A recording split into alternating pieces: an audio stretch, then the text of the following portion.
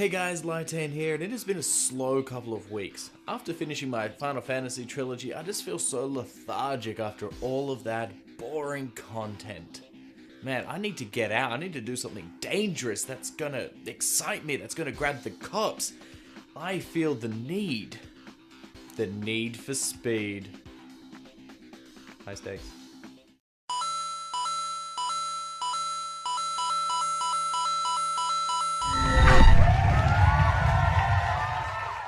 Driving games have been a staple in the gaming industry all the way back from the beginning when people used to play in the arcades. There are many different types of driving games as well, from the realistic simulator like Gran Turismo, the weapon-based ones like Mario Kart, or even the over-top mission-based ones like Driver or Crazy Taxi. Need for Speed started out as a game series that put you in really fast cars in real-life areas in order to do some real illegal street racing. They were a way for ordinary people like me and you to drive cars that they could never afford, with little to no consequences. I would like to call this hyper-real racing, where you are semi-grounded in reality with real cars and locations, but it isn't a simulator like Gran Turismo and lets you have some fun in the world.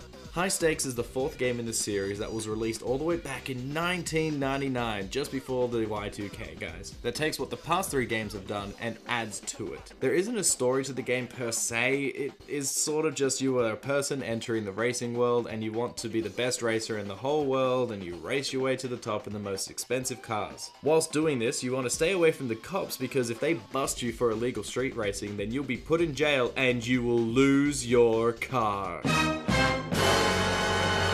The races are also a little bit more aggressive because even if they lose, they hope to put some damage on your car in order to ruin it. What jerks! Getting to the top is going to require some skill, fast reflexes, and a little bit of luck. The stakes could never be higher. High Stakes is a game that in my opinion is incredibly difficult to beat. The game is split up into multiple modes, with the career being the main story for this game. In career mode you race against many different races and cars and all different styles of races. Starting with tournament, where everybody races and wherever you fall in the end of the race is how many points you get, and the person with the most points by the end of the races wins. Knockout, which is very similar to tournament, where everybody races again but whoever's coming last gets kicked out of the tournament until only one car survives. There are special events which are pretty much like tournaments and knockouts except with special car limitations. Pro Cups, which usually put you in a worse off car versus people that are in better cars in order to test your actual skill. And High Stakes, where you verse one-on-one with an opponent and whoever wins gets the other person's car. With all of these events and races, you have to get used to a wide variety of cars and how they perform if you want to fully finish this game. You are rewarded with money at the end of the race depending on how hard it was, what you came, and how much damage your vehicle received during the race. This money goes back towards buying new cars and upgrading the ones you have. You have to keep on top of this throughout the whole game, else the other cars will outclass you very quickly, which means you have to play the first few races repeatedly in order to earn enough cash. This form of grinding is honestly pretty frustrating and time consuming. The reward is to finish the level you are stuck on, only to try the next one and learn that your car is subpar again. That is part of the reason why I never finished this game. I enjoyed the racing, but doing the same races over and over again in the same cars just to afford an upgrade or the new car for the next race left me with a sour feeling. Also, like I said, the difficulty of this game is also pretty steep. About halfway through the game, the AI starts getting better and it is harder for you to keep up with them. Whilst the main career mode doesn't really hit it off with me, High Stakes mode is where all of my fun from this game has come from. When you play High Stakes mode, cops join in on the race in order to try and capture you or your opponent, and it is so much fun in order to try and beat your opponent as well as evading these cops. As the race continues, they actually start to pose more and more of a threat. Instead of just one car coming up to you and then trying to sideswipe you, they start putting blockades out, they start putting spikes out, and if you run over them, that's it for your car.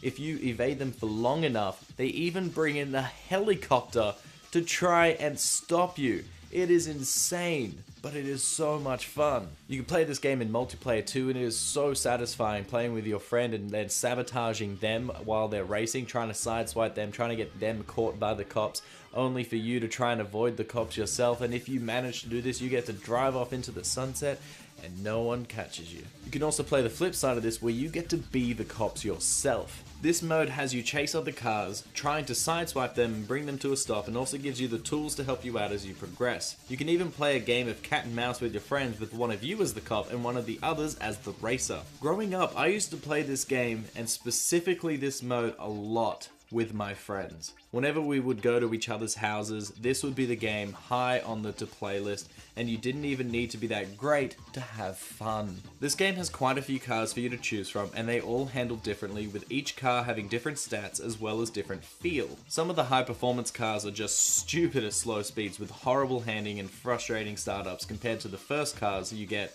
But if you get good at the newer cars, they simply fly through the stages, provided you also learn the stages and you get good at those tough turns. The levels themselves, while only having 10, are all pretty unique and memorable, and when you start to get used to them, sometimes you have to drive through the level in the opposite direction, which throws your game off a bit. They also have a weather effect in this game, so you could be driving through some fog or even at nighttime to add an extra challenge to the race. The soundtrack for this game is quite upbeat and gets the heart racing a lot of the time, which suits this game nicely, but I also found that the music isn't very memorable. I can't hum a single tune from this game after I finish playing it, but that might be because I'm not into this kind of music. So I'm gonna say that Need for Speed High Stakes is not worth it, even after all the praise I just gave it. I say this because even though it is incredibly fun to play, and even when I went back to it, it was fun to play, it has aged quite a bit. There are many other racing games that do exactly what this is and more, and even better, so there's really no need to go back to this game unless you want to play it for nostalgia reasons. Because there are so many newer games in the genre, it is hard to recommend this game, and honestly that's a shame. When it came out, this had a lot of innovation which got polished as later titles came out, and although this game is a lot of fun, I just don't see any reason to really go back and play it. I'm curious to know what you guys thought about Need for Speed High Stakes. Maybe you think it's the quintessential Need for Speed game. Maybe you thought Underground 1 was the best game, which most people do. I don't know, you guys let me know down below, and don't forget to like and subscribe. Bye!